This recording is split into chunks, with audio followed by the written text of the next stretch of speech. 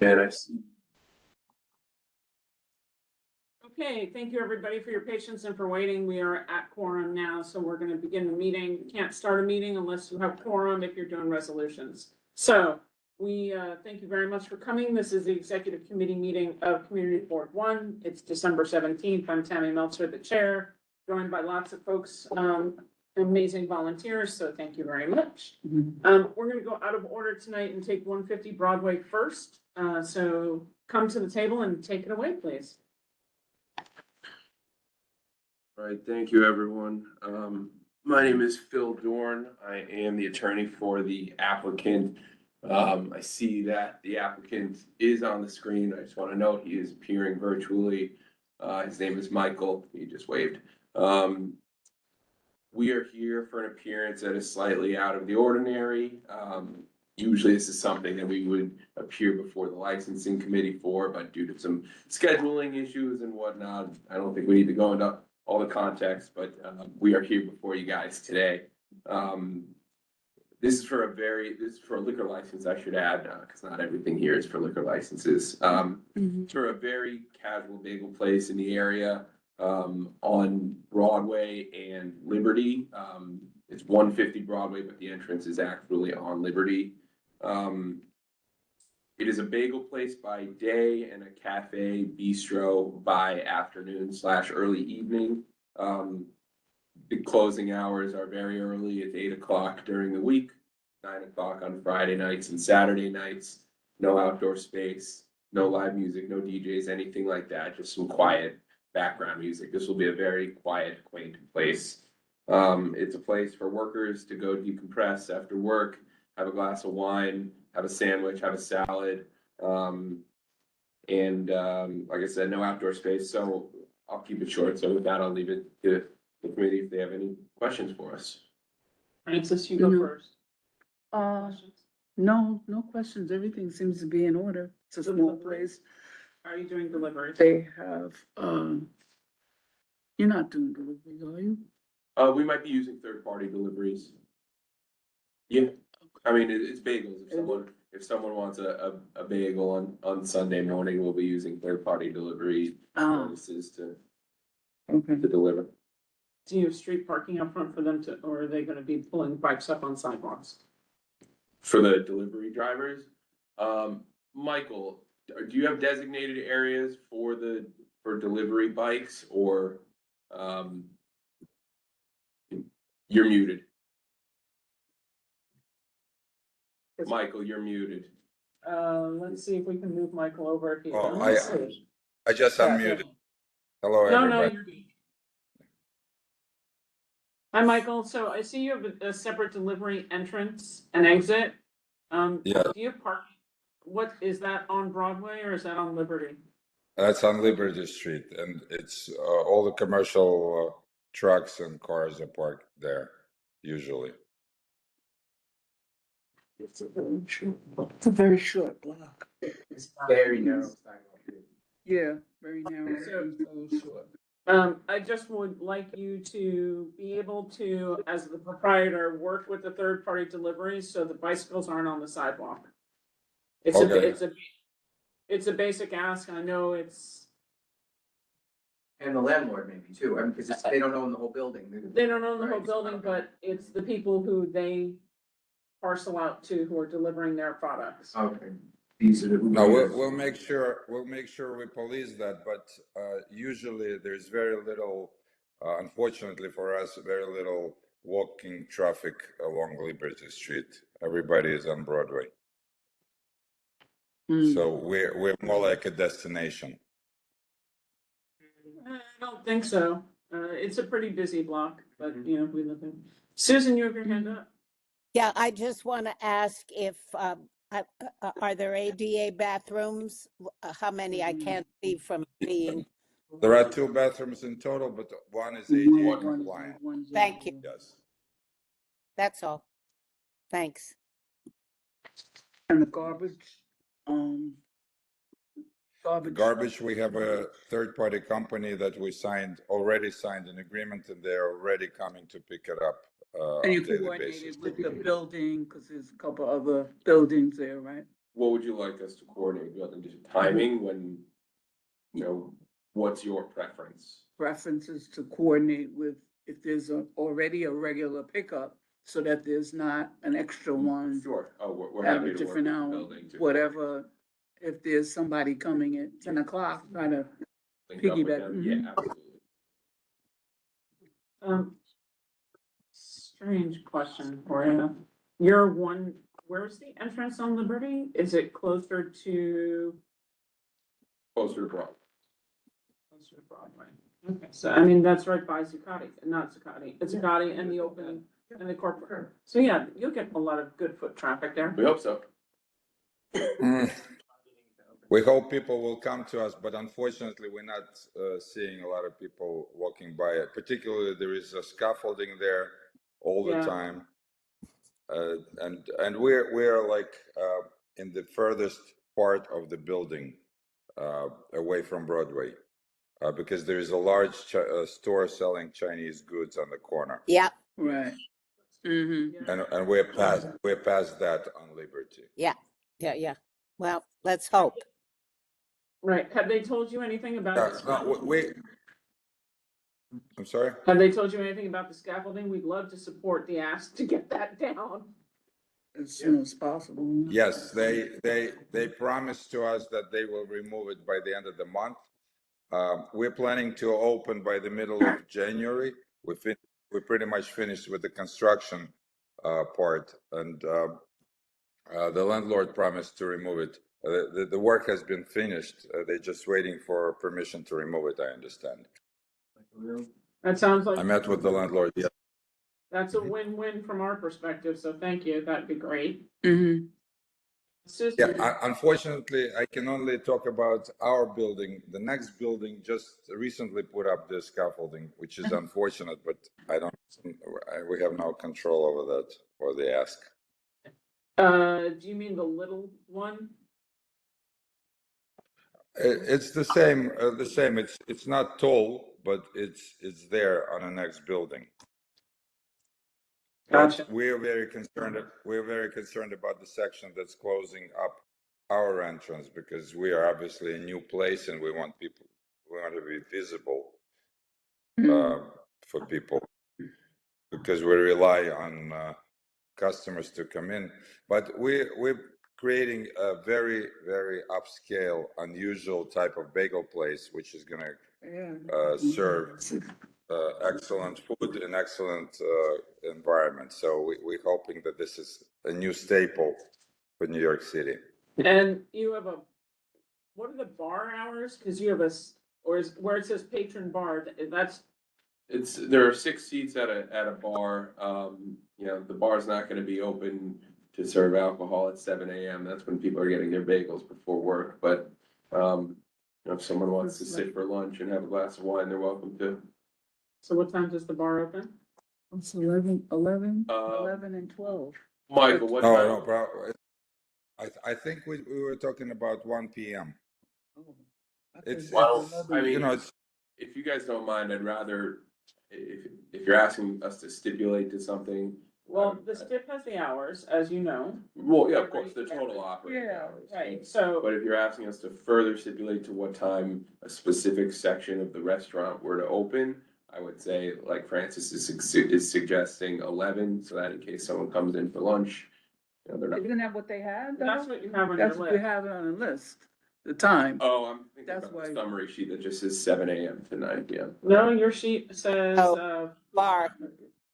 Bar. Says your bar hours. Okay, all right, Right. noon it is. 11 Friday, Saturday, Sunday. There we Right. go. All right, Ruth. Yeah. Yeah. okay. I would suggest that if you're allowed, and if he's serving on Sunday, you can start liquor at 10 o'clock. I don't have any trouble with it, and why lose an hour if you can have business coming in and they want to have something? But that's the SLA hours. You can have 10 a.m. on Sunday. True, like you want to serve mimosa for breakfast on Sunday, right? It's a Not for brunch. me, I don't It's- drink, so, but it's okay. I mean, you're allowed on Sunday through the liquor authority, and I don't want you to, Okay. I mean, yeah, just so the record is clear, the hours we put down were just for the bar, not alcohol service. I guess there's a slight discrepancy there. There's no discrepancy, so No, I need you to bars- be, Well, Yeah. sure, then we'll change it to 10. we're gonna put 10 down for Okay. you. And we recommend you change it to 10. I mean, you don't wanna No. ban yourself, that's okay. We appreciate the. You're also getting. No, we want, This crowd. we're So such people are at different hours, so 10 o'clock might be 10 p.m. because they just got in. I would, Susan, shouldn't they have that for Saturday also? I have no trouble with any of it, absolutely. All right, So we're thank gonna you. give you 10 AM Friday, Saturday, Sunday. Hopefully you'll have a nice brunch crowd that hits you. We hope so. It says no food counters, but your diagrams have a food counter.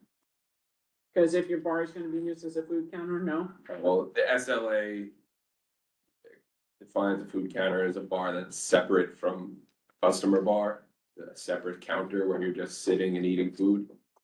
So that's why the answer is no. Okay. And it's background music Yeah. only? Yeah. Are you planning to apply for roadbed dining? No. There's no room. There's, oh, there. I'm just saying, you You've never. been asking the question, right? Somebody will try to do something. And And it's good, it's gonna be a lot of takeout. I mean, we're hoping that the bulk of the business will be dine in, but there, yeah. But it's small, you only have like less than 40 seats. 37 seats, but yes, there will be takeout. People will a lot, and because there's the park across the street, so, Yeah, people grab a bagel and go sit. in and the go park, sit absolutely. across the street and Yeah. stuff. That's Yeah. a lot. I mean, just like any probably. other bagel place. Right, we have self-serve kiosks, so to make it convenient for ordering food as people come in, but they can also go to the counter and order food as well All right. in the morning. No, he just means you order on a screen instead of. Kiosk. To expedite the You process. pick it up. Yeah, and then I And you cannot order alcohol through the kiosk. right. Thank you, that was We- gonna be my next that's- question. Thank you. Very smart. great. Right. I would just ask that you be mindful and have receptacles, garbage receptacles outside, There's no space outside. you Yeah, know, at least something. There's no space. That's a super tiny sidewalk. it's a really narrow sidewalk. Whatever we're allowed to do with DOT. Oh, right, yes, yeah, that right, was- Right at the door. It's like, So Grab- let me grab tell it you right what we did. inside the Right. door. But okay, as I said, you know, the We're sidewalk. actually going to store garbage in the backyard of the building during the day, and we're going to take it out at the end of the day, right prior to the pickup hours. So we'll try to keep it off the streets as much as we can. Thank you. oh, yeah. Awesome. Okay, are you doing any buyouts? No. Private parties, sales, anything like that? No. Okay. I mean, Netta? Where are the neighbors upstairs from you on the second? it's all office space. They're only Um, neighbors going east. Nada. South as well. And west. South, but south really, it's not, you know, As Yeah. to go back to your question, Tammy, about buyouts, just so that in case someone comes around asking to buy out the bagel place, so we're not in violation of our STIPs, do you mind giving us a handful of buyouts? Sure, what's a handful? 6 a year? 6 a year. fine, done. Done. I might wanna have a bagel party, you know. Bagel you know. party sounds pretty fun. Right, no, really, if you wanna create something It's new and it's not for different, a it's a birthday good, Yeah. yeah, nice little place to have That's right. something like that. You know, might May wanna, I But call after- the question? Buyout hours would be the same as. Yes, it's 8 during the week, 9 PM. Oh. Susan has called the question. Second. It's been seconded. We'll do this by a vote by affirmation. Okay, everybody, I see people in the room and Zach's gonna check online. Are there any in opposition? Everybody has to have their camera on if you're online. Are there any recusals? Any opposed, any recused, any abstentions? You, I forgot one someone. Okay, great. Motion passes. Thank you very much. Welcome. I'm looking When forward, you're Good over, I'll luck. just send them. Thank you very much. I'm looking forward to We're menu. expecting Really good okay. guests. Couple nice things, January. right? Yeah, they look yummy. Thinking holiday party or. No, it's a good Is idea. the I didn't SBS open, helping them open? They're right across the street. Sell it. And then We hope we don't need SBS's help, but I think it's like a. And managed you're salad. connecting with the Downtown Alliance, right? we're happy to. If you, Max, I'm sure knows their contact information. Yeah, oh, we have it in the office. But you should connect directly with them because you're in their catchment zone. Yeah, And they do some really nice, marketing opportunities for, small businesses in the neighborhood. great. Keep that in mind, for sure. All right, thanks very Thank you much. all. Happy Have a great holidays, night. everybody. Happy Thank you, too. Good to see you. Thank you very much. Good, All right, have a thank good you. night. Are we waiting for Gigi to come back or Gigi have to run? Yes, she should be back very shortly. Okay, so we can come back to you. All right, so that's 150. Thank you very much. Mm. You'll see item number, we're gonna wait for item 1 for Gigi to return. Sorry, gentlemen. We've been very. No, you're okay. All right, so Community Board 101 Public Engagement. So one of the things that I noticed, and I am trying to plan for in the long run, is the amount of turnover we're gonna have. In this, which will start basically in 2027. And part of the recruiting process, I think, is people don't really understand what a community board is, what we do. We are not the one who solves every problem, nor do we have the authority to go and, stop buildings and whatever the case may be. So I thought that before executive, and then opening it up to the executive committee for input, I'd move executive committee to 6:30. Don't usually start around on 6 on time anyway. And for 30 minutes, have it open to any new board member, existing board member, and any member of the public who would want to come. It'll be a community board 101. And we'll be discussing, at least for January through April, which is appointment time, trying to educate the public and any board members. What does a community board do? How do we work? How do we vote? How do we get to consensus? There's a lot of individual advocacy groups trying to help people learn about community boards. But what I've noticed is when people get on board, they actually don't understand how it really works because they think that if they bring over a great idea, that their great idea is going to go forward and they're rocking and rolling. Not actually understanding that you need to have a majority of the 50 who are on the board agree with you, which is not necessarily always the easiest way to go. And you don't have to agree, you just have to get to sort of like a majority consensus anywhere. And I think that there's a nuance in advocacy that doesn't actually explain all that details, nor does it explain. We had somebody who was appointed to the community board and right after they got the welcome packet, they declined. Because they didn't realize actually how much time it was gonna take. The fact that you have to be on 2 committees plus full board and that no matter how you slice it, you have to max out your time thinking that could be 12 hours, it could be 6 hours, but somewhere between that and knowing that you have 12 is probably the right number because you have to read your agendas beforehand, and ushering that forward, trying to educate and find as we go down the road in 2, 3, 4 years, we won't have the institutional knowledge, which will mean that the work that a board member needs to do is a little bit more looking online, sourcing, finding, really working. We have some board members now who are incredible at the work that they do. It's awesome. I'm a little concerned because some of them expire in 2027 in terms of their ability to be on the board. So this is gonna be a way to try and attract people in with reality. I don't wanna discourage people, I wanna encourage people, and it's exciting, it's fun. It's an amazing way to like get your feet wet and understand how the city works. So that was gonna be my suggestion, but that means moving exec to 6:30. Yes. Can we put a hard stop at 6:30 so that we can Absolutely. start the executive board meeting? Exactly. And then can we also make adjustments, say if we don't have the public join, maybe we can go ahead with the executive meeting? Yep. And then also, can we make exceptions for, you said January through April? Doesn't that start to include the period that restaurants start to apply for? Like roadbed and sidewalk and all that stuff, and those We can- things start to pile up. We can cancel it or move it earlier. Like, we can move Or it to like 5, this. right. We can move it earlier to 5:30 if we start seeing a huge intake, but I didn't want to decide something like this without actually talking to people in the executive committee because it affects schedules for everybody. So yes, to all of those things. Any other questions? comments, thoughts, feedback, anything? If you have anything that you think that should be included, please absolutely tell me. What's gonna be the marketing strategy? That's gonna, probably a slow roll, because I've got to figure it out through the end and talk to some of my fellow chairs, which I'm gonna do tomorrow. And see how that works. Yes, Yeah, I have no objections to any of that. My comment is, I would make a point of introducing public membership and encouraging people who have never been on the board or never attended board meetings.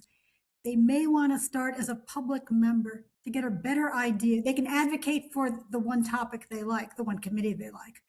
But in the process, they can find out what the real commitment is, because I have had multiple people who've joined and never showed up again. agreed, agreed. And, you know, we only actually have two committees that need public membership right now. Transportation is one, I think. No, yeah, transportation is one, because Carrie says she's rolling off. Right. And Youth and Ed is the other. Just so everybody remembers, we have 50 board members, and the office manages all 50 of us, and the chair manages 50 of us. Public members count towards quorum in committees. So we used to have like the wild, wild west of public members who showed and didn't. We went through and cleaned up the people who were on the roll and didn't show because they were messing with quorum. And we're down to one, max of two, but really one per committee, because we have 10 committees. So that's another 10 people, that's 60 people for everybody to manage. That's a lot. We just don't need to add another, you know, people are like, well, why not have two per committee? I'm like, because I don't need 20 public members and 50 board members. I mean, it starts to become a wild, wild west of things. So, and public members need to fill out the forms online. And we have requested that they attend meetings and are known to the chair. Like, you have to attend a meeting, show up, speak up.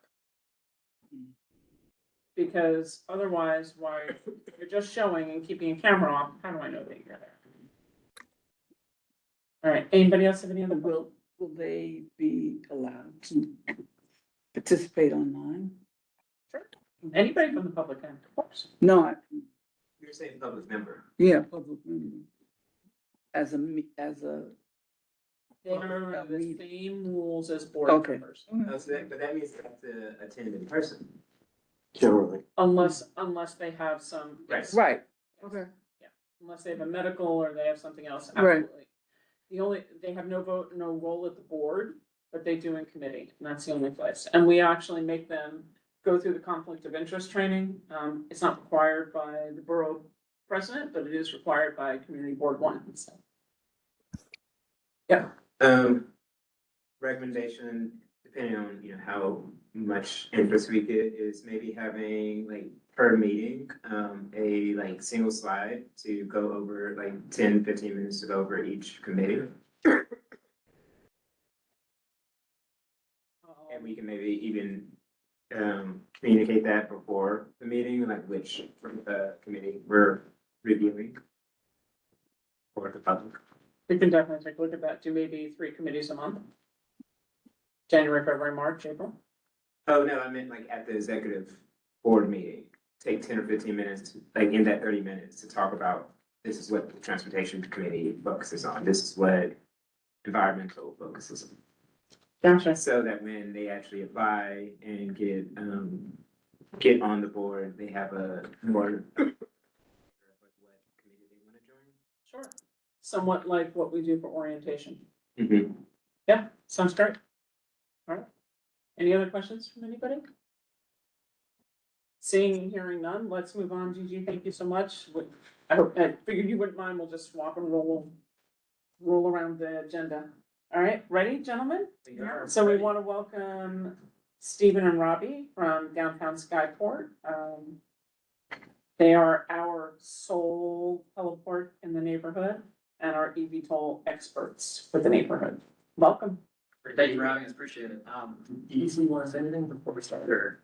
No, go right ahead. They know us. Great. Well, we also have I should be appropriate, and thank you for reminding me. We have our colleagues from EDC here who have worked with the community board and with Skyport. So this is a a good partnership. Oh, actually, Philip should introduce himself. He's fairly new to EDC. Yes, I'm aviation director. Should I? Please join us at the table. Okay. Talk to that.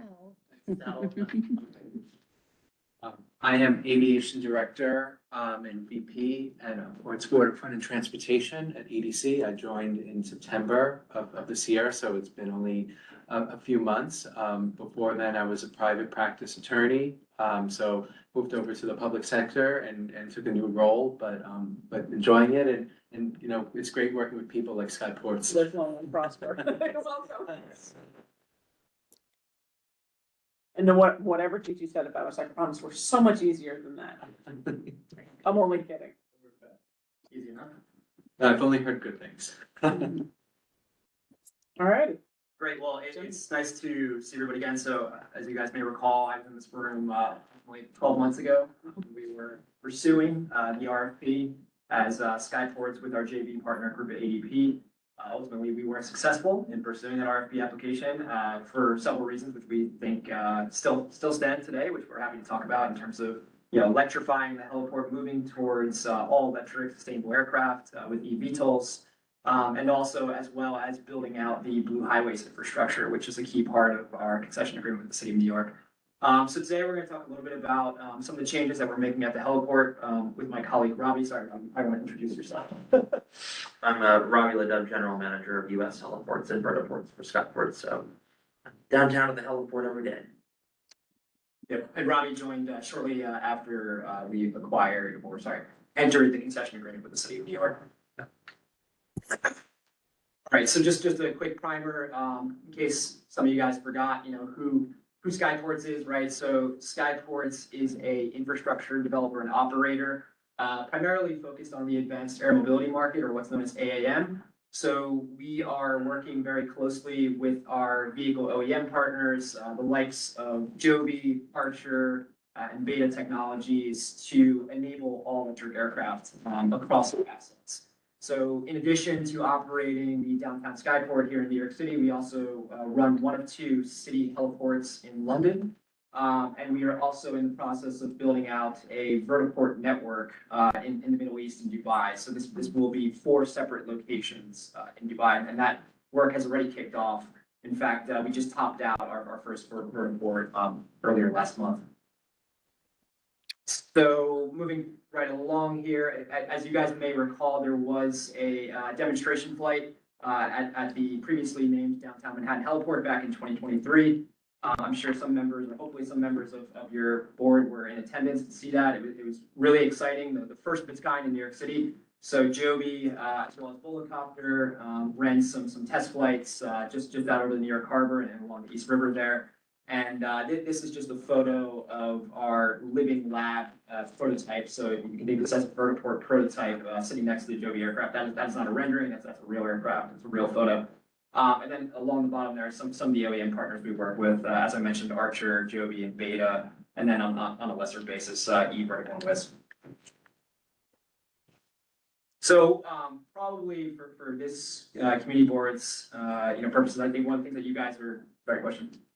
So back to my original recommendation, can you, for the public watching this, explain what the eVTOL is? Yes, great question. So eVTOL, it's electric vertical and takeoff landing. Honestly, I did not choose the acronym. I would pick something a little bit differently, but that just happens to be the acronym that the industry has landed on, and we've sort of just run with it. An electric helicopter. Electric helicopter is probably the best way to think of it, or a Tesla in the skies, perhaps. Maybe don't want to use Tesla, right? So this is just a high-level timeline of the electrification works that are ongoing at the heliport today. So this is all real. This is happening today. This is not theoretical. It's not hypothetical. We are building out the infrastructure to enable all electric aircraft to charge at our facility, targeting an initial sort of start date in Q1 of 2027. Now, obviously, a lot of this is contingent on the aircraft operators themselves having certified aircraft to fly, the likes of which Joby, Archer, and Beta are pursuing certification with the FAA today.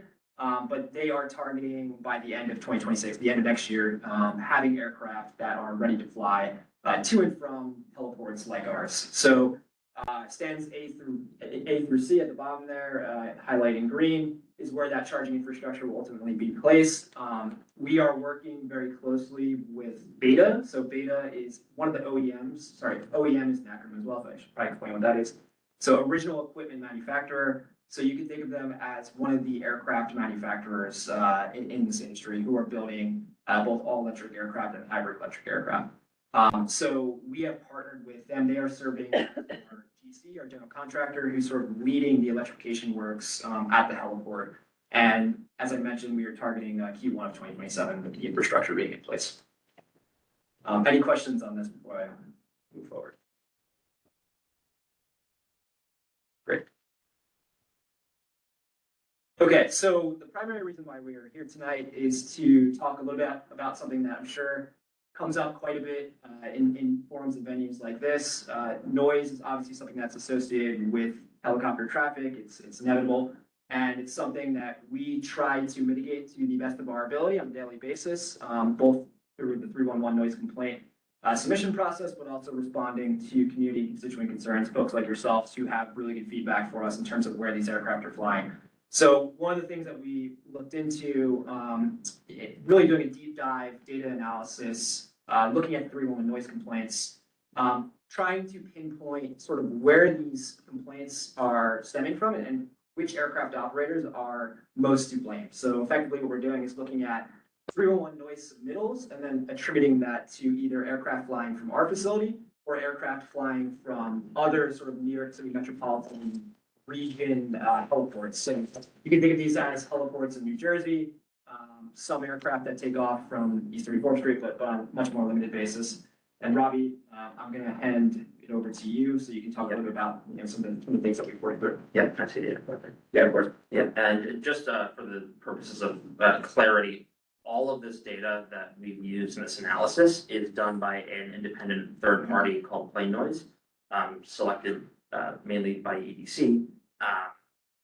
They are responsible for basically providing explanations as to why noise complaints were generated and what aircraft generated that complaint, where the complaint came from, so that we as the operator of the asset can essentially, solve the noise problems if there are any violations of letters of agreement for air tour routes primarily. So, the problem that we've noticed is that despite the reduction of air tour hours, which happened back at the beginning of April this year, noise complaints we thought they would go down, but they've actually increased. As you can see here on the chart, the blue line is total, or rather, the average noise complaints per month from April through October of 2024. And then the orange line is that same data set, but from this year after the change was implemented.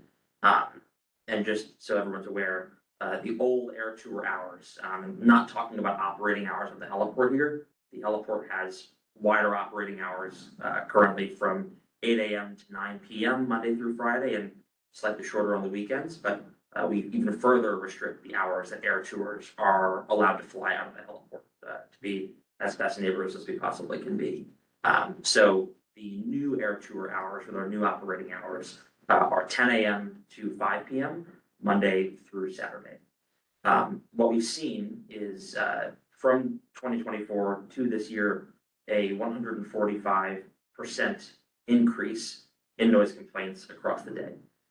And we were thinking to ourselves, how could this be if we are flying less out of our facility? Clearly there is a problem here. And this data analysis kind of talks through that problem. First thing that we looked at was all noise complaints that are generated, or rather that are called in and are associated with flights that take off and land in the same place. Essentially the only flights that take off and land in the same place in the New York City area largely are air tours. So while downtown Skyport, you can see here, only actually accounts for 4% of total noise complaints attributed to air tours. And this is from that same period, April of 24 through October of 25. Kearney, which is where an operator, Flynion, which we do not allow in our facility, operates out of. They're the ones who do the doors off helicopter flights. They account for the vast majority of these noise complaints, at 44%, followed by Linden Airport and Essex County Airport, over in Caldwell, New Jersey. Further kind of looking at the data here, we've kind of come to this conclusion along with the independent third party plaintiff that does all of this data analysis, that, the percentage of, the massive increase in general noise complaints for air tours is directly attributable to air tours that are coming out of the New Jersey heliports. The most in-demand time to take a helicopter tour, generally speaking, is the sunset into evening hours. With us now prohibiting all air tour activity after 5 p.m., that demand is not evaporating, that demand remains strong. We are unable to meet that demand, so they are going to airports and heliports in New Jersey that do not have time restrictions as to when they can and cannot fly air tours. And just to kind of give everybody, a comparison here, so that everybody has a firm understanding of what the real difference is between an air tour that operates out of our facility and an air tour that operates out of New Jersey. We mandate, rather, I should say, EDC mandates and we enforce over water flight paths, spaced out route course reversal. So course reversal is basically you go up the Hudson and then you got to turn around. And when you turn around, there's more noise generated in that turn than there is in straight and level flight. So, we limit our course reversals to 3 separate locations, whereas New Jersey does not really have any rules or regulations or any enforcement mechanism for their air tour flights. We also have, time and day restrictions. We do not allow tours on Sundays at all. We require that tours start later in the day, on Saturdays, and we strictly enforce these routes. EDC and council also receives our monthly report every month where we go through every single noise complaint that was received. We determine which ones went out of our facility. We look at that flight route, and if that flight route is not flown to a T, as is described in our letter of agreement with the city and with LaGuardia and Newark Air Traffic Control and the FAA, there are penalties for that. And the operator can actually be evicted from our facility if they are repeat offenders of that. So to illustrate this, on the right, we have 2 maps. These are actual flight tracks. So these are actual flights that flew on the left out of downtown Skyport and on the right out of the Kearney heliport, which was the largest offender of, or rather the largest generator of noise complaints. This was sampled just from a relatively busy day on September 27th. You can see our flight paths are entirely over water. There are 3 distinct course reversal locations, as opposed, and I should say, that day of flight activity in total generated 1 noise complaint. There's 1 noise complaint that we were able to attribute to a flight that took off and landed from our facility. As opposed, yeah. All right. So is the indicator here or takeaway here is that we are not expecting or seeing as many complaints because of what y'all have put into place? And then is this, I'm guessing right now today, is with traditional helicopters, right? Yes. And so is the expectation that it would lower with the increase of electric? Yes, and yes. Okay. And then on the right, you can see from, the Kearney heliport, these aircraft are, somebody wanted a custom tour over parts of New Jersey. The aircraft then have to fly into the city over densely populated areas in New Jersey. While they do fly up the Hudson as we do, they also wrap around the Horn, right? All through the East River, all the way up, and then they fly over Central Park. And at times, those flights over Central Park can be in hover, which is when the aircraft is basically just sitting over, over the middle of Manhattan, generating a lot of noise. Right, that same day of flying generated 10 times the number of noise complaints that we do. I sit at the heliport every day. It gets really quiet, right around 5 o'clock, directly at the heliport. But about 5 minutes after 5, I start to hear, noise coming back and I checked the flight radar and the operators in New Jersey launched 3, 4, 5, 6, 7 helicopters between, you know, anywhere from 5 to 8 PM, sometimes even later into the evening, full of tourists who are seeking an air tour at night, but are not able to do it out of our facility where we do our best and really do strictly enforce, you know, flying neighborly. So kind of, we've come to you guys to discuss a proposed trial solution to this massive increase that you guys saw on the first chart, which is to allow air tour flights from downtown Skyport during that busy 5 to 7 PM window. So I should highlight the previous air tour hours prior to us taking over were 9 AM to 7 PM, Monday through Saturday. We are not looking to restore that morning hour because we did see that there was a material decrease in the amount of noise complaints generated during that hour. So the idea here is really for us to, one, enable flights to be more evenly spaced throughout the day. You know, if you only have so many hours in the day to fly, there's a lot of demand. The operators out of our facility to meet that demand are having to bring in more helicopters, which creates more noise. And then more importantly, what we're really looking to do here is to shift the unregulated New Jersey air tours to highly regulated downtown Skyport air tours, where we really can enforce, you know, noise mitigation efforts, you know, in lockstep with EDC. The idea here is to do this, you know, as a study trial period, you know, for, you know, a handful of months throughout this upcoming year. Look at the data and adjust as appropriate, you know, to further adjust air tour restrictions to ensure that these restrictions are actually having a positive impact, as opposed to what we've noticed since April, which is that it's actually caused a material increase in noise complaints due to that shift over to New Jersey. That's. Yep, that's great. So happy to take any questions that you guys may have. Whoa. For the studies. Based for the studies, so Plain Noise is an independent third party that's contracted, I believe, by EDC to perform the 311 noise complaint analysis. So separate from Skyports, we're not doing that.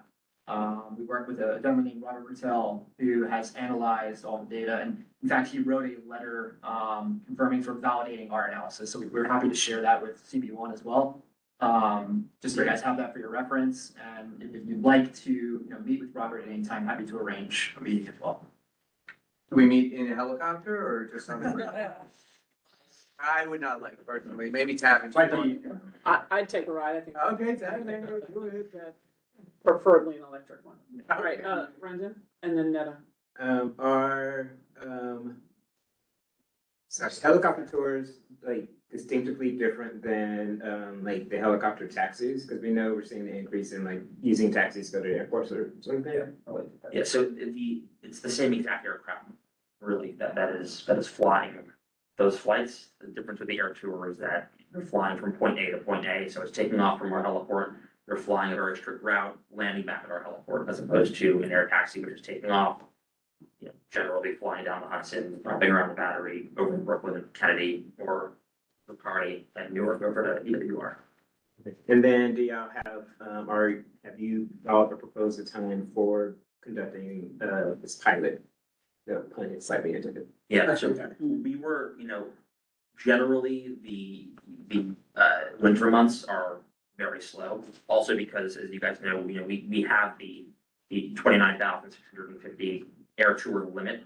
So we may not exceed that number of air tours. That's further broken down by month.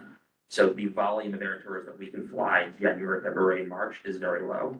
So we were thinking for it to be, you know, sometime kind of end of Q1 through, you know, Q2 to, you know, maybe mid-summer, really to probably April through October, just to show the exact same data set that we've analyzed here. If you're seeing or if people are really largely interested in like sunset tours, does that match that, or how does that impact? It's sunset and night tours. I mean, there's a market, you know, people, I guess everybody has the preference as to what time of day they'd like to fly. Generally, it's the evening hours that are busier. So whether that's sunset or whether that's nighttime, Obviously during the summer, 7 p.m. doesn't allow for nighttime, but it does allow for still kind of getting into these sunset hours. Netta? And then Jack. You mentioned that when the helicopter does the force reversal, that's when it makes the noise?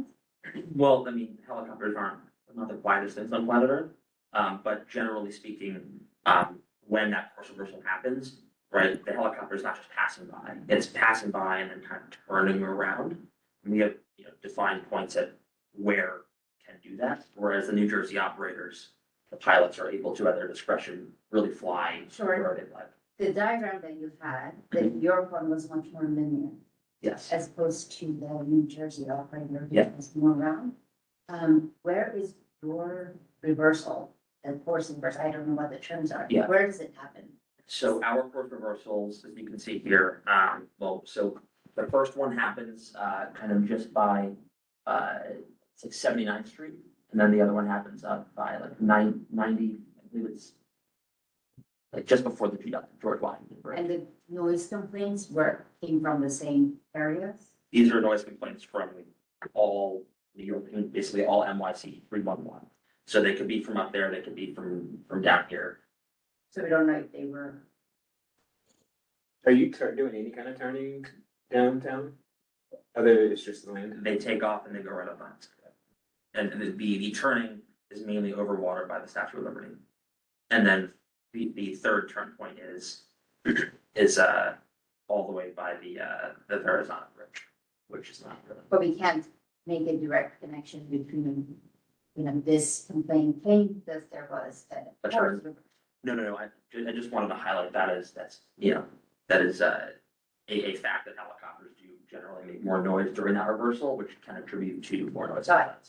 And then for the shift of the hours, the goal is to bring some of the traffic that the New Jersey operators have to New York, right? Exactly. Yeah. What if we just add to it? What Well, if the- we are capped, so we have a hard cap, so month by month of the number of air tours that we can fly.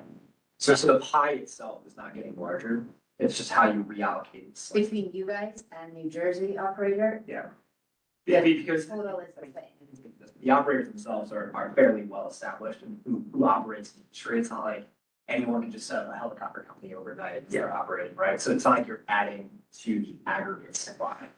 We restrict, EDC restricts the number of air tours that can fly per month out of our facility. There is no restriction in New Jersey. Okay. So they have an what I'm unlimited asking is, ability Your to- cap is 10, New Jersey doesn't have any cap, we're not directly any traffic from them, we might add. Let's say they do 100, you can only do 10, you're planning on bringing some of the traffic to you. Exactly, yeah. And if that doesn't happen, that means that you're just adding to the. Yeah. And we Oh, yeah. firmly believe that that's why we've seen 145% increase in noise complaints. It's because that shortened window, these operators only have so many helicopters, right? So, Yeah, and if you think the operators. But most of the customers, they want to take off from here.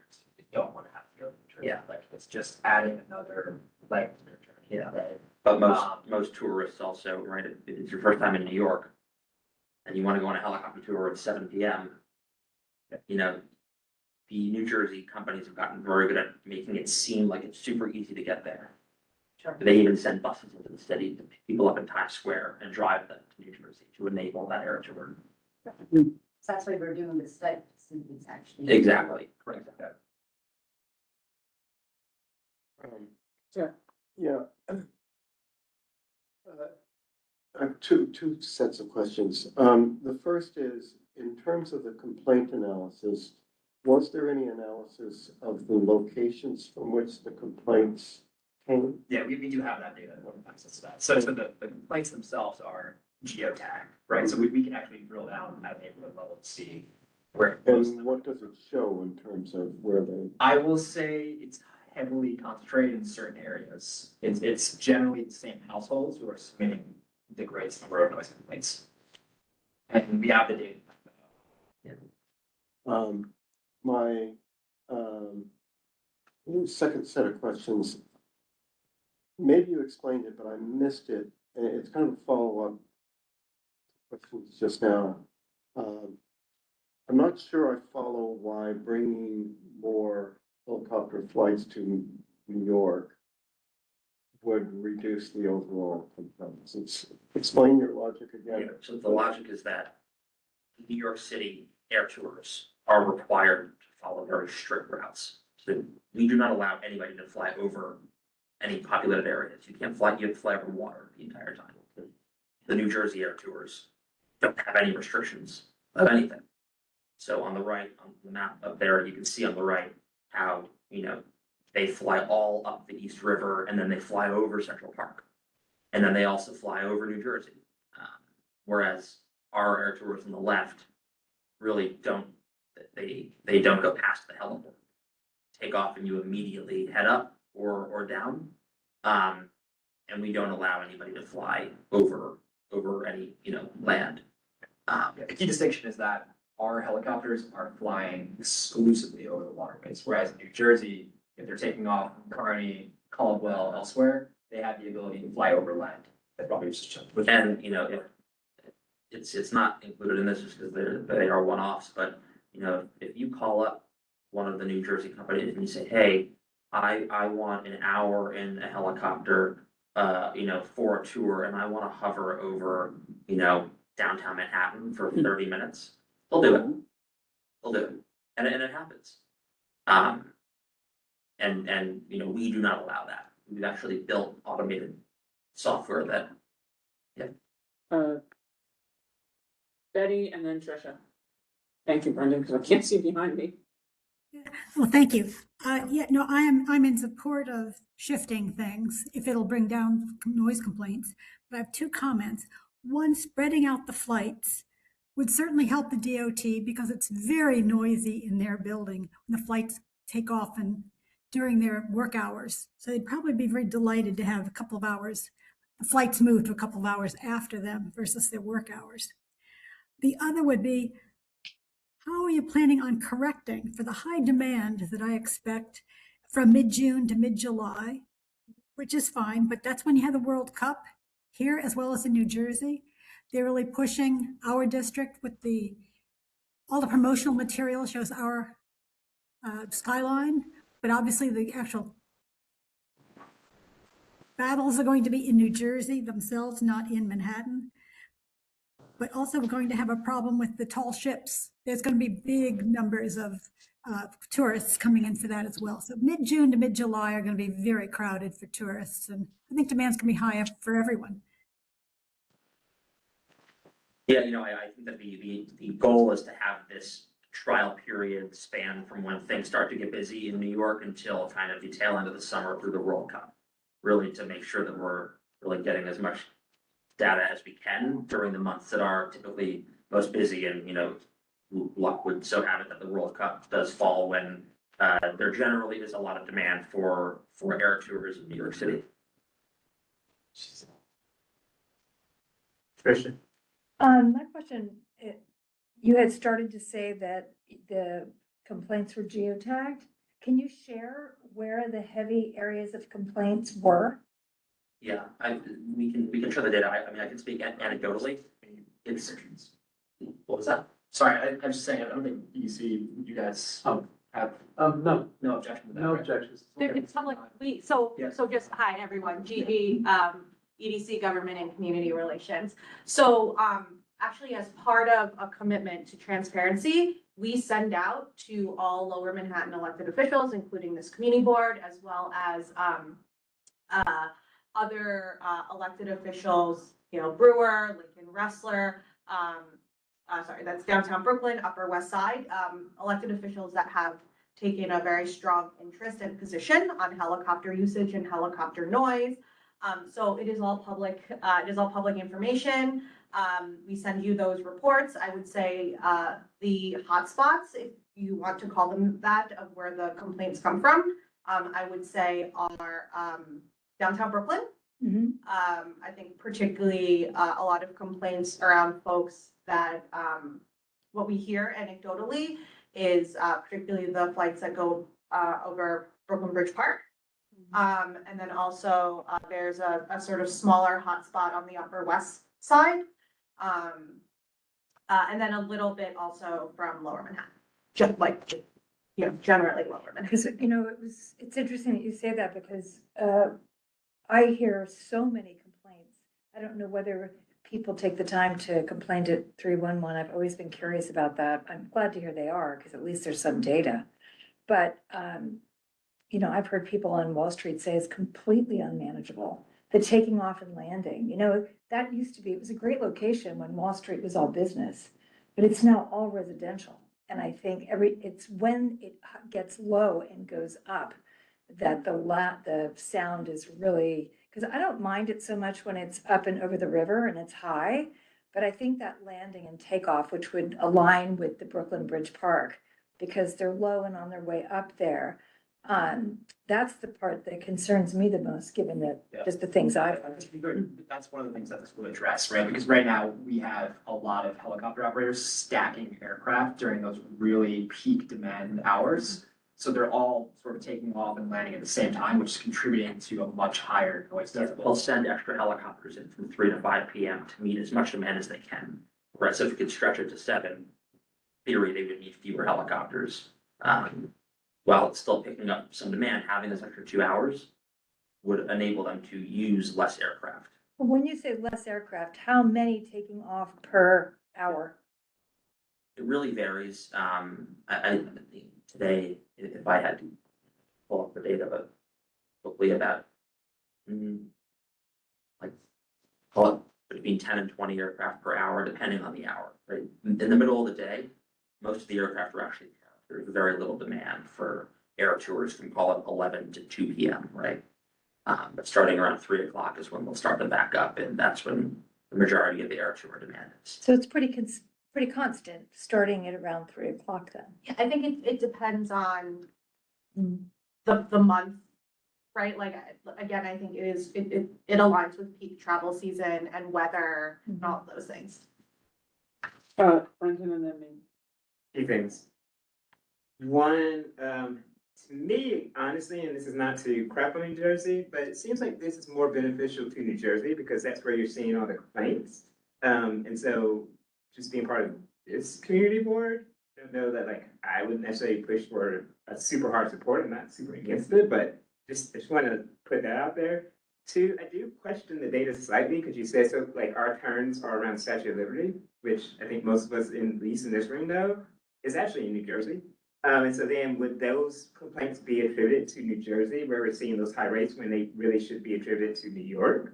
And then you mentioned like, you know, implementing some regulations, I think on the last slide. When you say implementing the regulations or like developing them, do you mean like EDC developing those regulations? Because we want like a government body to do that. And then, I like to Trisha's point, I do get slightly nervous about like extending the hours later because we are becoming more residential. And so then we're not only hitting people as they're like leaving work, but now like during their dinner times and night times and kids are back home. So those are some of my concerns. And then, this might be a question to you, either of you, but if we were to pilot, I think you said you're shooting to have the pilot complete potentially by like what, like it would Q3, somewhere around that? Yep. How long after that would you think about like scaling? Traditionally, how long do you do a pilot and then it scales, I guess is kind of my question. Yeah, so, we have not done a pilot before, one, but I think what I think you're truly getting at is, you know, we would have to come back and we would report to you what our data is, and want to get your feedback before, like, we would not unilaterally implement a change without coming back to this committee. I should also say that if you want to address, this CB1 is the first stop, rightfully so, for an idea like this, but there is further engagement that they will do. So if you want to share sort of the other meetings you have lined up as well. Yeah, of course. So in addition to meeting with you guys, we'll be meeting with one of the organizations who follows helicopter noise very closely, Stop and Shop. I'm sure you guys are familiar with them. That's later this week. We're also meeting with the Manhattan Borough President's Office on Thursday. And in addition to that, we'll be meeting with Gail Brewer's office as well. to answer some of your questions, sorry, thank you to repeat a few, but Yeah. on the data, this is all NYC 311 noise complaint data. So I believe all these complaints are geocoded to New York City. But you were saying like Kearney, represents like 40%, and then like the top. So sorry, that statistic is not where the complaints are coming from. It is where the New York City generated noise complaint. It's where that flight that caused that complaint is coming from. Yes, That makes sense. so and that is done because they, based on the noise complaint that, and the geotagging, they are able to, through air traffic, sort of tail numbers that you Yeah. are not able to see, you know, in the sky. They then are able to track it back to its original destination. And so when you see New Jersey, these are flights that are originating from New Jersey. And when I'm talking about kind of the turns, if you can see on the map on the right, where, you know, the flight path kind of hooks left over to Jersey, and even further south of there, there's a lot of turning going on there. And- Right, and a so lot we of would be force. reducing that, but that's in New Jersey. So like, oh, this is Well, on the it's- right? It's over the Hudson River, so. It's over the Hudson River, so that's still impacting Lower Manhattan and Central Park. Yeah, wait, I'm looking here, so, and I could just really be wrong, but here, where's this? That's Jersey. So that's not what I'm talking about. I'm talking about the thicker black line. So Right. like where we are. But we would be reducing this, or that's the goal, That's or, Jersey. right, Yeah, that's what I know. I'm specifically talking about that course reversal noise that happens. And Where, that's where you're getting the complaints. not there, 'cause they're- not there, over to the right. No, So- it's happening closer to, looks like Jersey City Heights. See those dark lines extending across, those super dark lines? Yeah, there you go. Exactly. So there, so there's a major, one of the most popular tours that flies out of Kearney. It takes off, follows the southern black line over to the Hudson, and then flies up probably no further north than, you know, maybe 10 blocks north of the Freedom Tower. Then they reverse course, then they wrap around, go up the East River, and then over Central Park. That's a route that we don't allow. And that's where the vast majority of the turning is happening from those New Jersey air tours, which, you know, with extended operating hours, we believe in, you know, ultimately, we'll see what the data says. But we believe that we can have an impact in reducing the volume of those turns and those flights. The very south of the island. Yeah. Where we are, to me, the darker lines are kind of the same.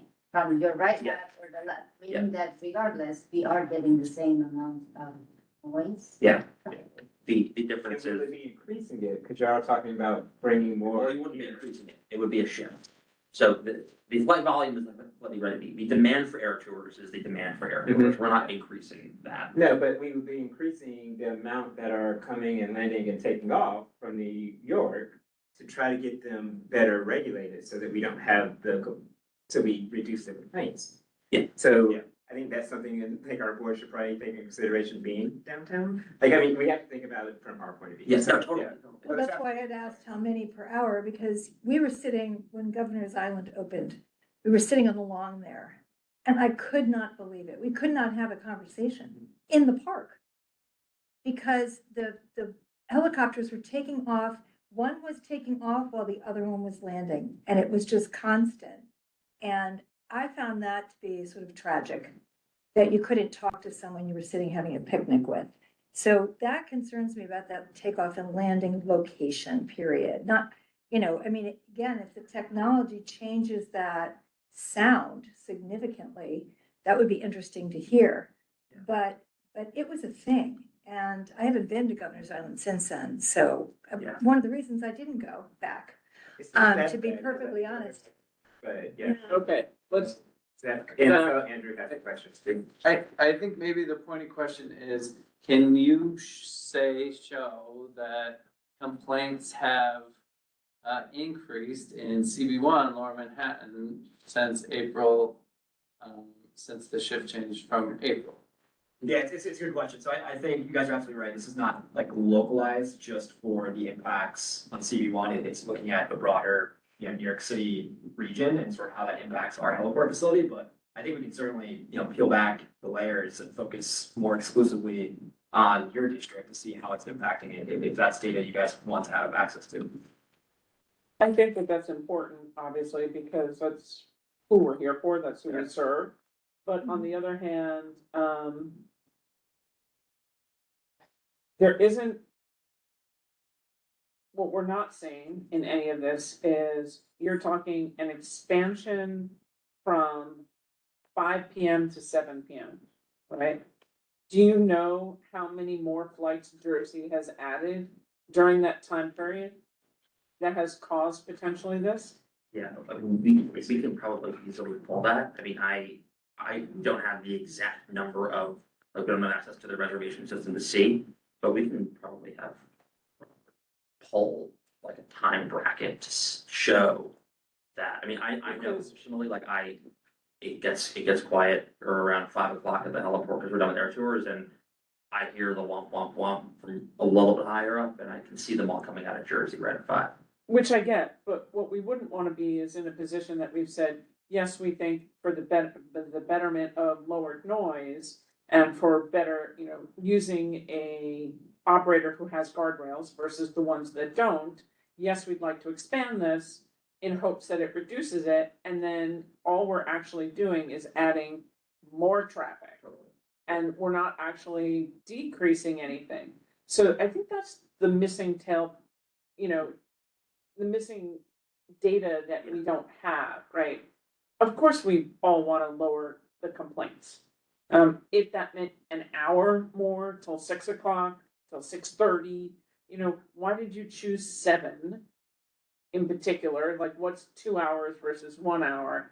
And then back to EDC before you answer that is if you're looking at a pilot, right? What are you determining the factor of success? Because please understand, Economic Development Corporation is really about garnering revenues, not about looking at noise complaints. So it is in the city's best interest to provide a better access for the tourists to spend more money locally, which I completely support and get. But where's the pilot looking? Is it looking at where are your nexus of success? What determines for ED? I know for them, it's revenue. I know for EDC, it's revenue. For the community, not so much. So Yeah, I would disagree with that a little, that it's not just about revenue from EDC's perspective. One thing that we look at and, is in their concession agreement is that, they have to keep community concerns in mind, and they have to engage the community, and they have to do right by the community. And that's why, EDC is a public corporation, we're an agency or a quasi-agency of New York City government. We're serving at, our president serves at the will of the mayor of New York City. And it's quite important for us to keep the community in mind in whatever we do. Gigi, I think, correct me if I'm wrong, but that's how we see it. And,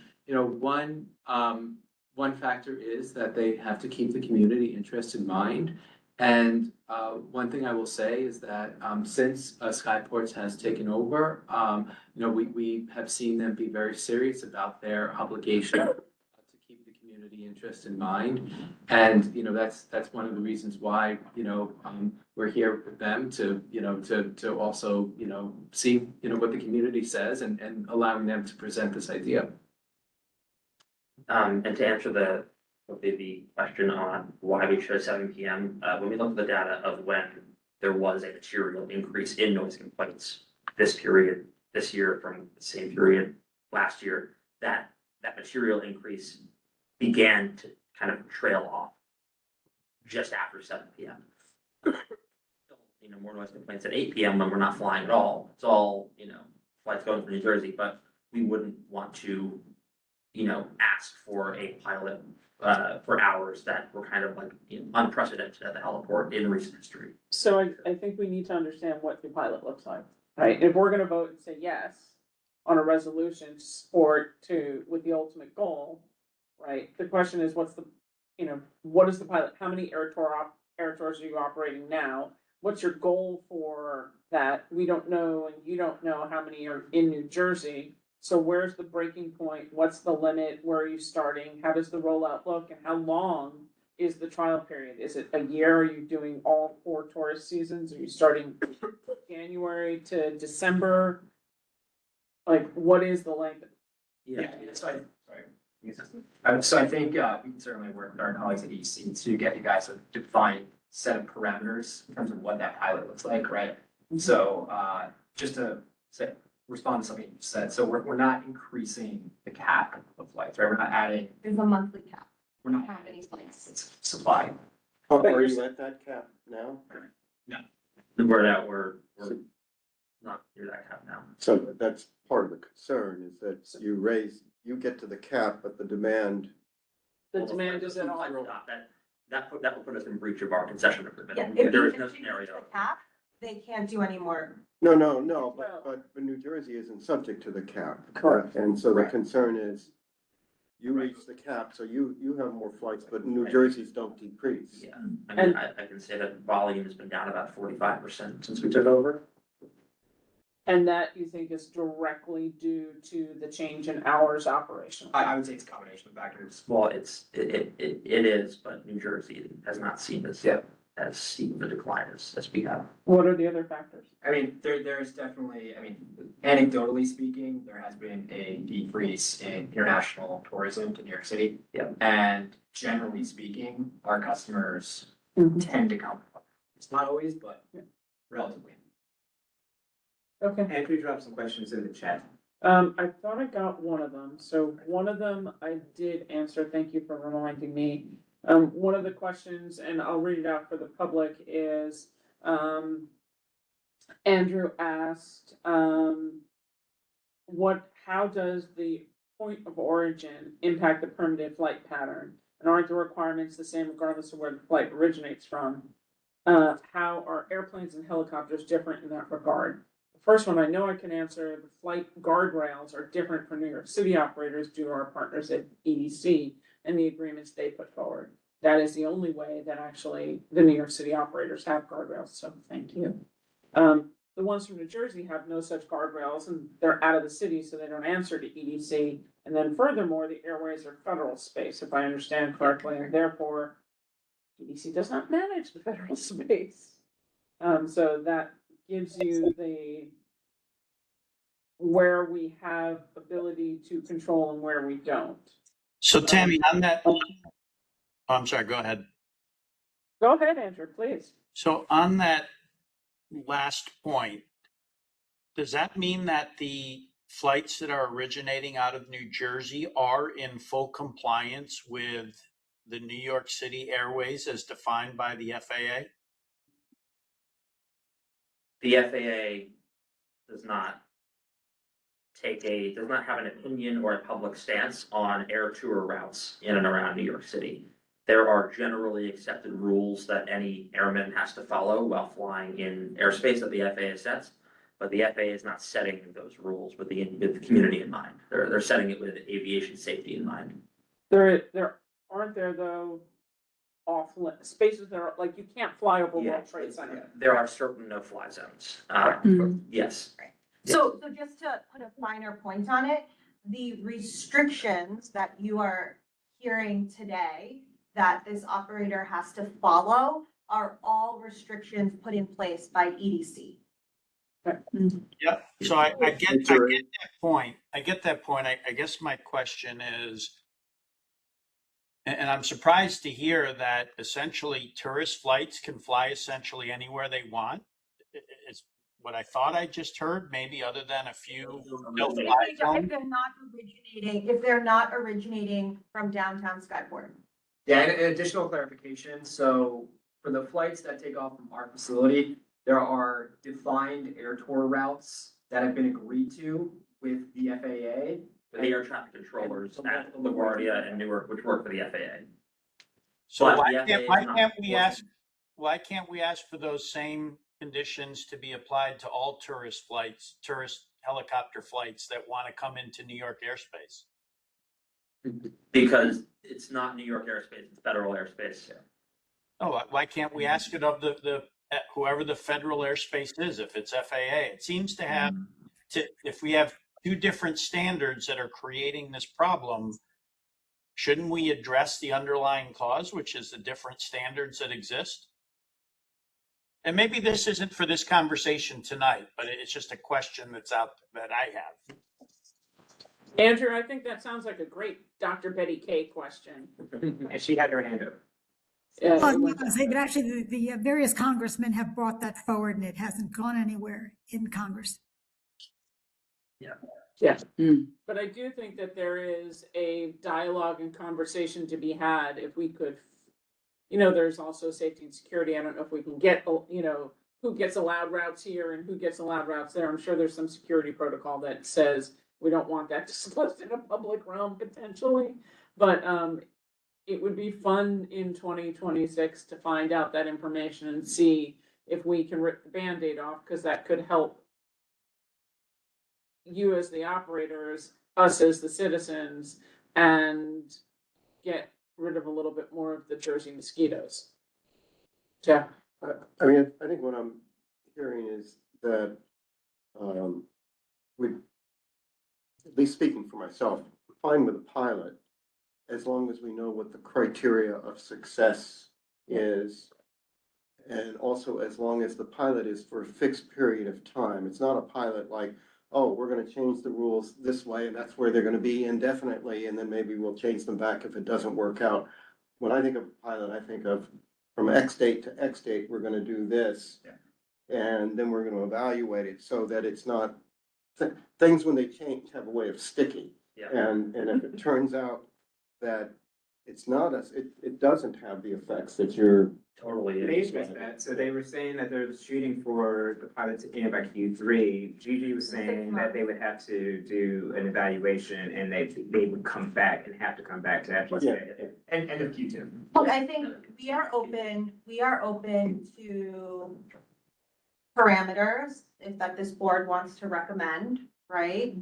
Which you guys make recommendations all the time, regardless of what we come in with, right? For example, if you want them to come back at the midpoint and like share any data that, they have, that is something I think you guys would be willing to do, right? And so I think this is the conversation that we want to have with you guys. Like, what is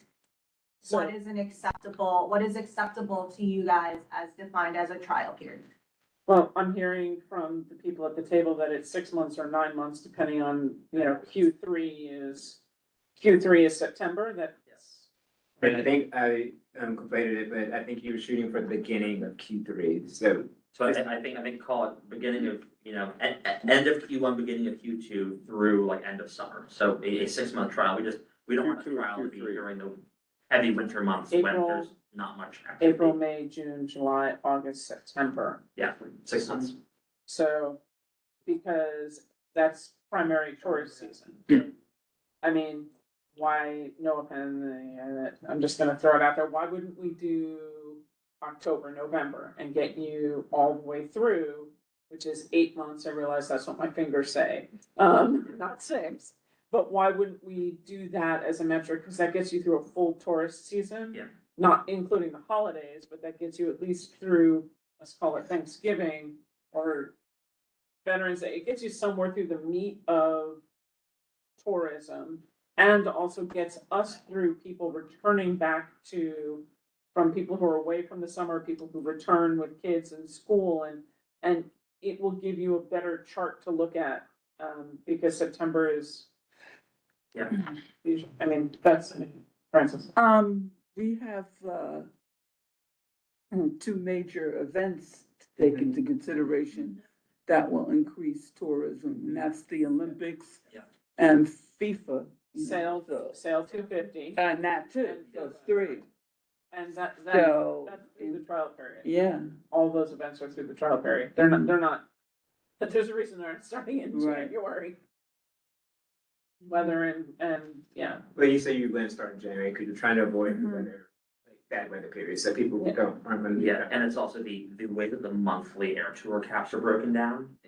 There's like so few, like, you could fly one helicopter for, 4 or 5 hours a day and like hit the tour cap in January, February, and March. So it just wouldn't really be representative because there aren't many flights flying out of our facility anyway. Yeah, and if you're starting in April, sunset starts around 7:30 is what I'm looking at. Can you Lot of stuff. use, Next like, year. is it, how do the caps go? Like, do you have an actual monthly cap, or like, can they like accumulate and then you, okay, Current, yeah, there's no rollover, so it's the month, what you The have that number's month the is that number. month, you use it or lose it. okay. And one thing to also point out is that this data will be able to differentiate between air tours and charter helicopter operations. Mm. So for instance, if there are more flights, let's say to, for World Cup, you'll be able to kind of look at the data and tell, well, this is not from the air tour, that's from a charter flight to, Meadowlands or something like that. So that's something to also, keep in mind. Can I make a comment? I don't understand why you need to pilot it when we have all this technology that can measure, pinpoint where the sound goes and how it travels. But that's probably maybe you guys need the traffic to do it. But I also think having to do it over summer when it's like high season for tourism with these events, it's gonna put a lot of neighbors it's gonna make their life miserable with all these additional flights. So I just, And to your point, these are international events, which is who y'all would have. Market Yeah, base. so it would increase because of that too. Next. And the only concern I have, pursuant to what Ned is saying, if you're only operating at 45% capacity right now, right? Because you don't get the draw in the midday draw, that means you're looking at potentially doubling the evening draw. Just think of it that way. If you're telling me you're 45% down, right, you're gonna take that 45% and put it primarily in the evening hours and spread that out. So your full day's bandwidth is now gonna be structured into the 4 hours in the evening. Correct? It would still be spread out and, while we are down right now on volume, and generally everyone's down on volume right now. I can't speak to how down the New Jersey air tours are, but, currently our facility is only making up 4% of noise complaints that are attributable to air tours. sorry, having said that, I hate putting you guys in a position that you're competing with another port that has zero regulations. Yeah. That to me is super unfair and should be addressed. Yeah, I mean, we're trying to avoid this whole, Wild West, Statue of Liberty tour Which we situation. do Right. appreciate, Right, yeah. I think we're. Yeah, and, but also there are people living there. Totally, and while I do understand the takeoff and landing concern with noise, New Jersey, these flights are happening one way or another. They're still flying by buildings at 600 to 800 feet, all by Lower Manhattan. So, while yes, there is slightly more noise generated by taking off and landing, I don't think it's more than 2, 3, 4x the number of helicopters flying by buildings all around Lower Manhattan. So Mike, Brendan, and then we just Just make need, it quick. I'm actually slightly nervous about allowing this pilot to happen specifically next summer, because I think it's actually gonna skew the data. Because we know that we have these three huge events, and that's not actually gonna be, and so there's gonna be an increase in noise no matter what. Because not only are they gonna be coming from y'all's, but we still have the unregulated New Jersey, and that's where the events, many of the events are. So I don't feel like it's gonna be the right representation. So I would actually recommend two things. One, pushing the pilot to not next summer, but 2027 maybe. And I know there's always big events in New York. And then two, one of my thoughts was like, we're trying to reduce noise complaints. One, and I appreciate, your haste in trying to reduce this increase in them, but like, why don't we wait until we have the eVTOLs, because that's what we started this conversation with, which is supposed to be lowering the noise in general, to actually do the pilot. That seems to be. Well, eVTOLs don't make noise, so there won't be any noise complaints. Right, and so we'll see a reduction there, yeah. Certainly, But- certainly. No, right, Yeah, but, yeah. I think at the end of the day, our operating hours changed. Noise complaints have gone up 145%. Those noise complaints, none of that data includes New Jersey noise complaints. It's not like people in New Jersey are calling complaints. And I totally understand your point on, it's gonna be super busy this summer, but the more data, the merrier, right? I mean, there's a scale to everything. I think there's orders of magnitude, and I would argue that it would actually be more representative if, let's say we're looking at this data in October, November, and it was super busy and we were able to reduce those complaints by 30, 40, 50, 60%. I think it would be more compelling. From your mouth to God's ears. Yeah. But I kind of agree with him that if the noise complaints do not get elevated beyond a level and you're doing it in the highest point of the highest season, then that's actually a good thing. Maximum stress test. It's a maximum stress test. And then the question, I guess, for you is, because I actually agree with Brendan that you may increase, but so is Jersey. That's just gonna be what's happening, right? So the only thing you're gonna have to be able to come back to us is where the noise complaint's coming from. That's gonna be the biggest factor at the end of this trial. And if there's no way to track that because you were taking them out to the Meadowlands, then it's a fail. And that's not gonna go well. Well, so this data all does show where they come from, where they go to, and where the noise complaints are coming in from. So we would all be able to show that as well. And then what's the realistic timing on eVTOLs? I was at the Dubai Air Show a few weeks ago and I was watching Joby fly for 15, 20 minutes, 4 days straight. I think that FAA, if I was a betting man, I would say that you probably see certification sometime in 2027 for commercial passenger service. I think with EIPP, which is a federal program that was put out to accelerate the adoption of these eVTOL aircraft in US airspace. I think that we could, let's say closer to the end of 2026, actually start to see some kind of public demonstration flights, like we actually had it at the heliport before we controlled it back in 2023. I mean, I'm excited because it was reported in the media recently that Joby was talking with the White House about inexpensive military opportunities that they could provide, which does stand to reason to make it a little bit more exciting that we might get something in the commercial space sooner and it's not being nixed. So that's good news. Yeah. To be clear, Joby is targeting like end of 2026 for deploying aircraft, likely in the Middle East first, and then. Like Stephen said, the work's already begun on our end to enable downtown Skyport to charge these aircraft. So let's talk about timing, right? I'm not sure if we have consensus in the room to get to a resolution for a trial, but it would be a good thing if we could end the year with this dialogue so they could get prepared for 26. So that's the only 2 points I want to make looking forward. If we say yes to the trial, the question I guess is, does the trial go to 6 o'clock or 7 o'clock? Is there bandwidth or change, or like, where did you get 7 o'clock as the magic number versus 5 where you're now? Yeah. Like, we need to understand that because we don't. Yeah. And you didn't bring us any data that So shows. if we can put the slide back up, it does show where the increase in noise complaints for the hours were. Yeah, so I think I have the answer to that. So We need a lot more specification on like how this would actually run before we would Put our, Yeah. yeah, especially just 6 of us here tonight, there's gonna be a lot of other people. 8 of us.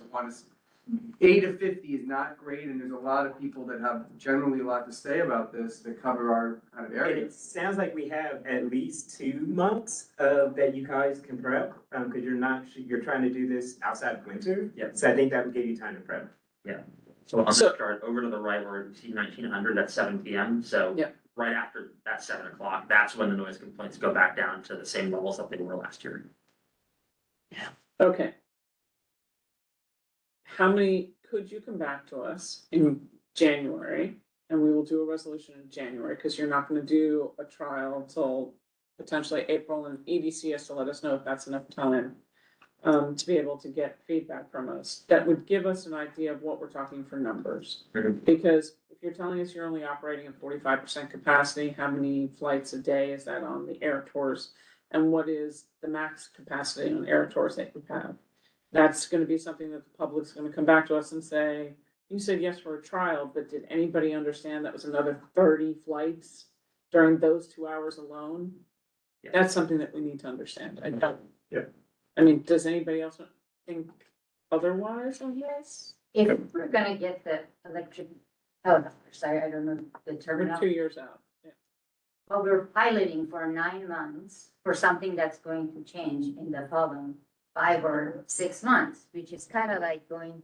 Yeah, these helicopters aren't disappearing overnight. Not at all. I can't imagine what would erase all regular helicopters and turbine helicopters and the money. It's not like a switch right there. We are, as part of their agreement, and to their credit, because they are, at the forefront of operating, throughout the world, right? They are, and part of the reason we selected them is because they are on the forefront and have the capacity to install all the technology now and be ready when that happens. But there are also other factors such as, do these helicopter companies, what is the price point? People have to get trained to use them, right? So I don't want this room to think that it's like, come January 1, 2027, suddenly there's no helicopters and they're all Yes, eVTOL. but a pilot that's going to put people in that situation for 9 months needs to have a. Yeah, well, I would clarify, the intention is that this would actually put people in a better situation, but that's. Eventually, right? Right. Well, no, I think There's that gonna be a reduction in noise complaints because we're doing more regulation. because we are enabling flights to fly from But New York that's City. also total New York noise, right? Yeah.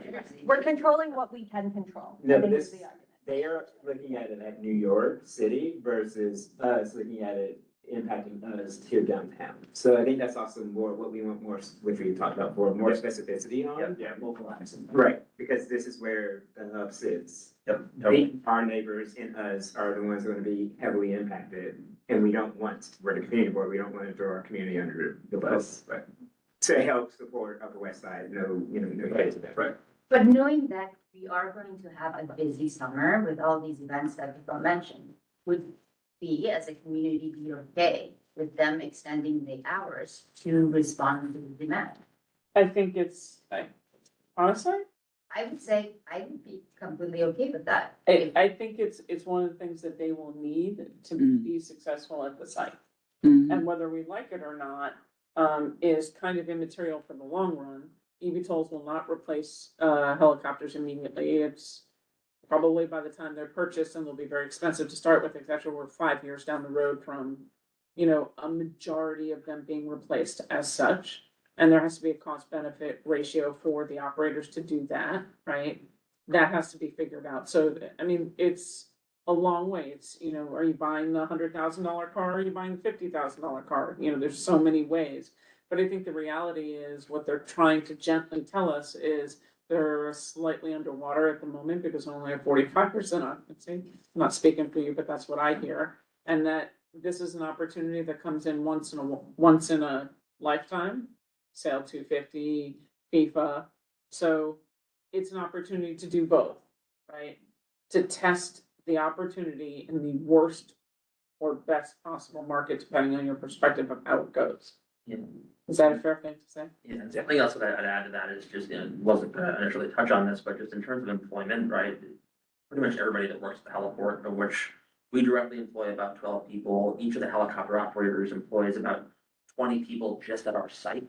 So that's 70 people 75 people who directly work at our site, who all had their wages put by, 3 hours of sightseeing.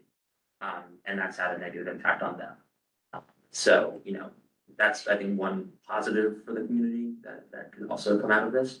But of course, if we could get to the end of this and noise complaints increased, we too would not want to continue to do that. That's not in our interest either to upset. But I think that's, sorry to belabor this, and everybody knows I'm always up for getting out early as possible. Mm-hmm. But I think that's part of the issue, which is like, we know noise complaints are going to increase during this period because of how busy it is. And so Air tour related noise complaints, not just general noise complaints. yeah, that's what I mean. Yeah. It's going to increase because we have these huge events. And so I don't just thinking data science wise, it doesn't seem like the right time to try to make that equation. Well, When what I the will say pilot is, fails and then you don't extend it. yeah, I'm sorry. Then the pilot fails and you don't extend it if it But no, but increases. Because I do this every day, you can always build and make a narrative and Yeah. say, oh, well, we knew that there was an increase, but look, comparatively for the amount of people, it seems like there was a 10% drop. yeah, well, so what I will say is these are absolute numbers on the screen, right? the orange line is this year, blue line's last year.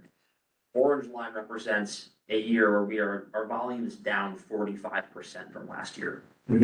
So we already have that data. It's just flip-flopped, where last year it was 50, it was 45% more flights, and the noise complaint levels were that much lower than they were this year when we had our PSLA. There's a lot. Yes. All right, Francis, and then we need. I just had a thought, I don't know if it makes any difference or it has any impact, but I was thinking of the unintended consequences of air traffic in terms of the news media and incidents happening and there being an increase in, helicopters. That's what I hear mostly around the Brooklyn Bridge is when there's something happening in the neighborhood, I know because those helicopters are there. I don't hear the other ones. I don't hear them at all.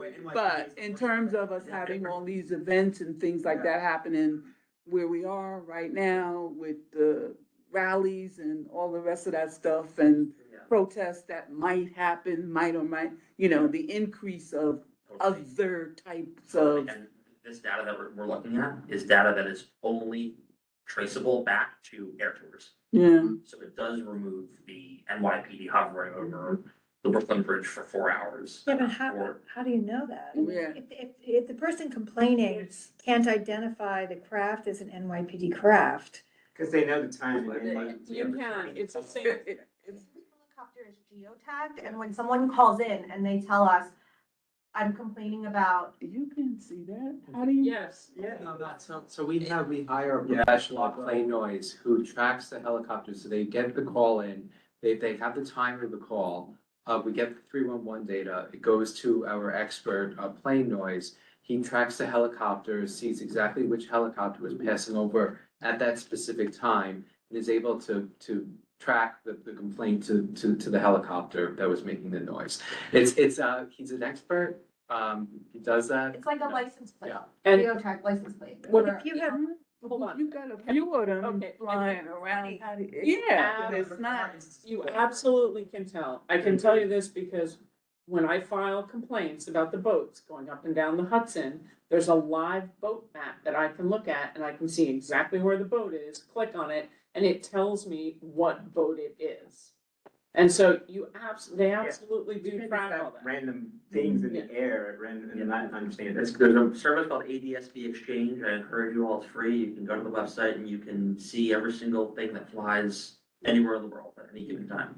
I would just push back a little bit on, and I hear all your concerns, but like, we live in New York City, there's not gonna be a perfect time to do a pilot. No, Right, no, like, nobody's saying that. and so like, I hear that there's gonna be sporting events, and I hear there's gonna be all these things, but like, we don't know when we're gonna be, the rally capital of the world, we can't control ICE, Yeah. actions, we can't control NYPD, right? I think I think this operator is coming to you guys and asking for a little bit of faith and making their best case with data. And that what they're presenting may be a little counterintuitive, but to give them the opportunity to, test it out. And that you are in control of what you may want those conditions to be.